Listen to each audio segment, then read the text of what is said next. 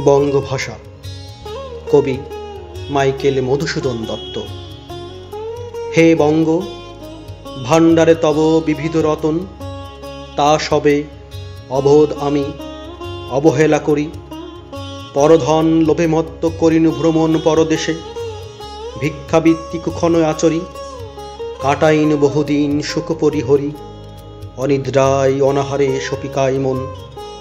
মজিনু বিফল তপে অবরণ্যে বরি, কেলিনু শৈবনে ভুলি কোমল কানন।